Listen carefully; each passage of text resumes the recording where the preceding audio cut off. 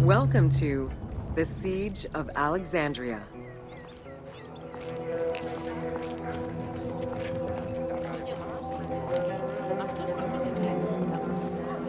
Among the collection of writings attributed to Julius Caesar are his descriptions of the Siege of Alexandria, the Gallic Wars, and the commentaries on the Civil War. These archives contain information on different campaigns, the Wars of Alexandria, Africa, and Spain. Each of them recounts Caesar's military activity from 58 BCE to 45 BCE. Though Caesar's documents remain a main source of information, it's important to note that the perspective is limited. It is necessary for other historical documents to be taken into consideration to provide a better understanding of events.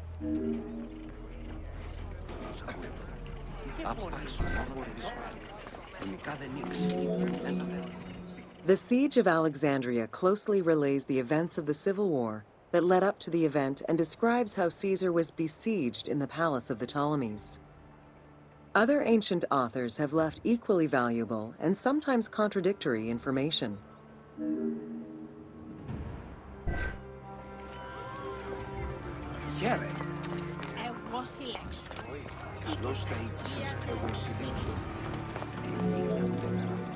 In the events leading up to the Siege of Alexandria, Cleopatra VII and her brother were fighting over control of Egypt.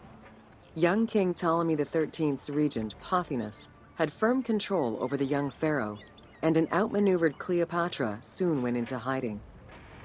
This set the stage for Pompey's arrival in Alexandria. Having lost his battle against Caesar in 48 BCE, the Roman general turned to his allies, the Egyptians, for safe harbor. But on the advice of Pothinus, Ptolemy XIII had Pompey assassinated in the hopes of earning Caesar's favor.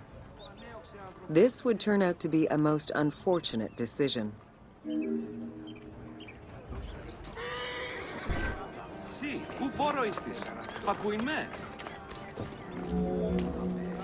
Upon his arrival in Alexandria, Caesar was presented with Pompey's head. The sight of a Roman murdered by Egyptians did not sit well with him. Caesar made his displeasure clear, ordering the return of Cleopatra, and for the siblings to resolve their differences and resume their co-rule of Egypt, as per the will of their father. Neither Pothinus nor Ptolemy XIII wished to accede to this demand. While doing his best to aggravate Caesar, Pothinus secretly plotted against the Roman ruler and sent word for Egyptian general Achilles to bring his 20,000 men to fight on his behalf. While Pothinus plotted against Caesar, Cleopatra made a bold move.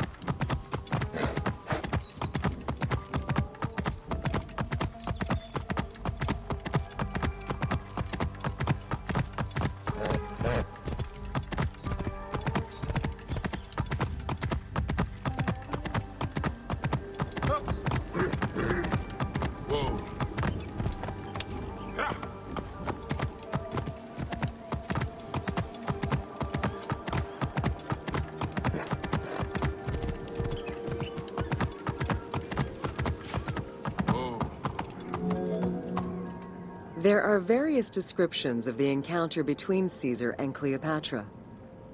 One report states that she snuck into the palace alone at night.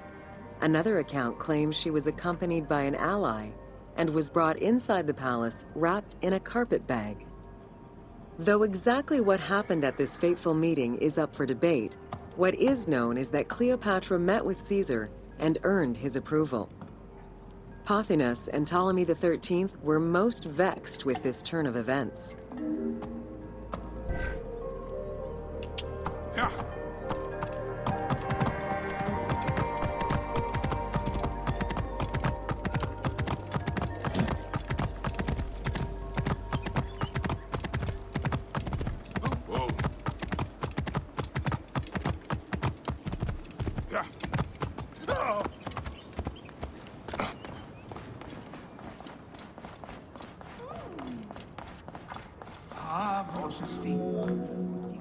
With Cleopatra finally present, Caesar chose to act as mediator between the siblings in the hopes of a peaceful resolution.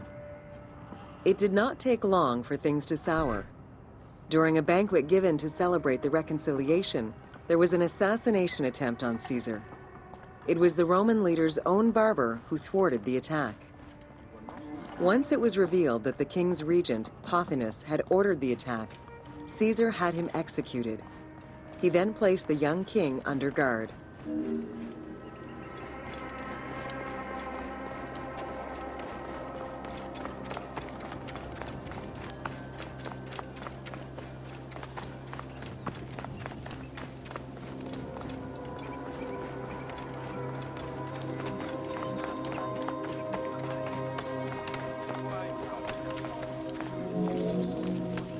Caught within the palace with roughly 4,000 troops, and with the knowledge that the arrival of enemy forces was imminent, Caesar sent for help from Syria, Rhodes, and Cilicia. He ordered his men to dig a ditch around the palace and build a wall leading to the harbor. This would ensure Caesar's access to the sea. When Egyptian General Achilles arrived in the city with 20,000 men, the battle for Alexandria began. With so few men at his disposal, Caesar could not risk a battle just yet. He sent ambassadors to Achilles in the name of Ptolemy to propose a truce. Knowing that the orders did not come from the young king, and angered by the pharaoh's imprisonment, Achilles had the messengers assassinated. With Caesar confined within the palace, Achilles positioned his troops around the city. Skirmishes broke out throughout the streets of Alexandria and went on for several days and nights. Though they were outnumbered, Caesar's men were able to hold the enemy back. This prompted Achilles' next move: capture the Roman fleet stationed in the harbor.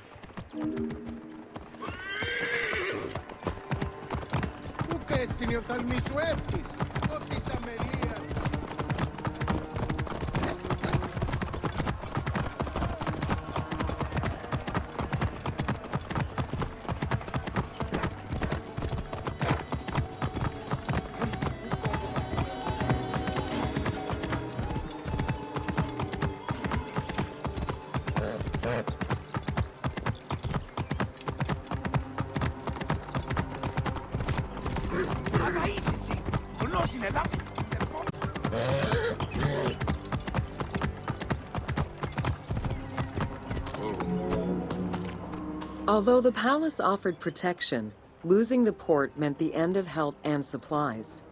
Caesar knew he had to protect the fleet. While he and his troops succeeded in regaining control of the port, he knew it would be impossible to sustain. Caesar ordered the burning of the ships. With passage back to the palace closed off, he headed for the lighthouse of Alexandria.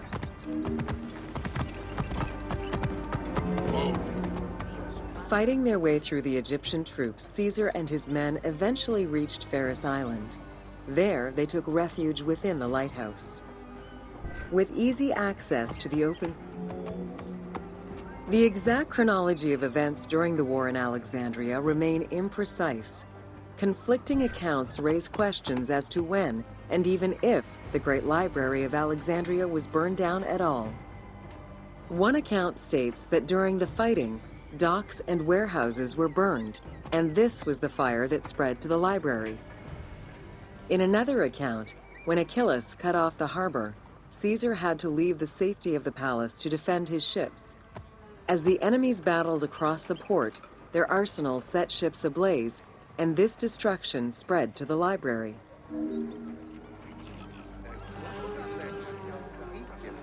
Here, take it, Caesar. Oh. Whoa. In either case, the Great Library was not completely destroyed. Experts point out that its location was too far from the harbor, and much later texts refer to the Great Library as being intact. Warehouses near the harbor contained manuscript copies awaiting export, and it is more likely that these documents were destroyed than the Great Library itself.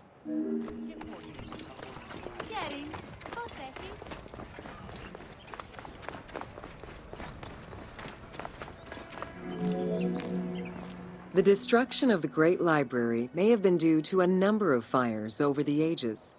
Its end was probably closer to the 4th century CE, when the Christian Emperor Theodosius I ordered the closure of all pagan temples. While some documents survived after being moved away, it remains unclear just what knowledge may have been lost. Where there are accounts of Achilles being in control of the battle against Caesar, it appears that instead Cleopatra's sister, siding with her brother, had him killed and put her ally Ganymedes in his place. Ganymedes proved a valuable tactician for the Egyptian side. It was his idea to... During the time of Ptolemy I, canals had been dug throughout Alexandria to provide fresh water. Ganymedes had his men take control of these canals. After isolating their own water supply, he had his men pour salt water into the canals and cisterns that led to Caesar's camp.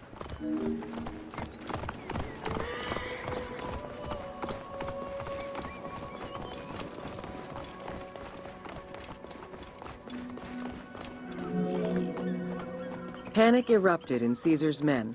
They wouldn't last long without fresh water.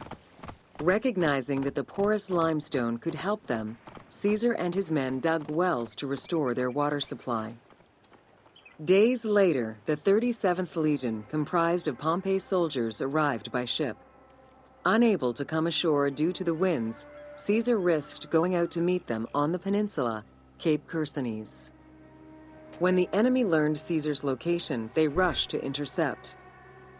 Despite an obvious advantage for the Alexandrians, Caesar, with a Rhodian ship full of skillful sailors, emerged victorious.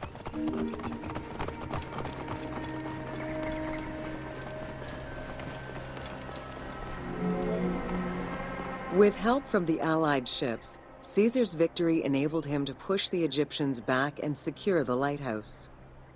Gaining control of Pharos Island sent the Alexandrians into the sea and swimming back to the city. However, Caesar's fortification of the island didn't last long. The enemy regrouped and were set to storm the island. Panic-stricken, in spite of Caesar's encouragement, many of his men then fled their posts, either by ship or jumping into the sea.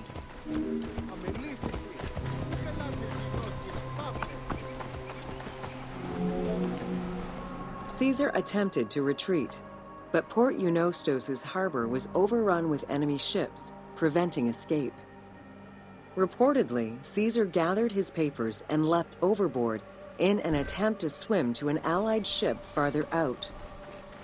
Historian Cassius Dio claimed that Caesar would have drowned if he hadn't been able to remove his purple garment. Still, he managed to swim the distance and survive. Unhappy with Ganymedes and wanting their king restored, the Alexandrians approached Caesar with a compromise. Caesar agreed to release Ptolemy XIII after entreating him to spare the kingdom and remain loyal to Rome. Once freed, however, the king defied the agreement and continued the war.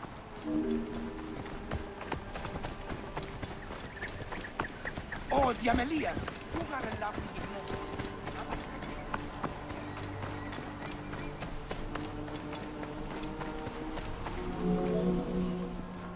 By this time, a faithful ally of Caesar's, Mithridates, arrived in Egypt, clashing with Ptolemy's troops at Pelusium. Outnumbering the enemy, Mithridates secured the region between Pelusium and Alexandria. Ptolemy, warned of Caesar's ally marching on Alexandria, sent his troops to prevent passage over the river.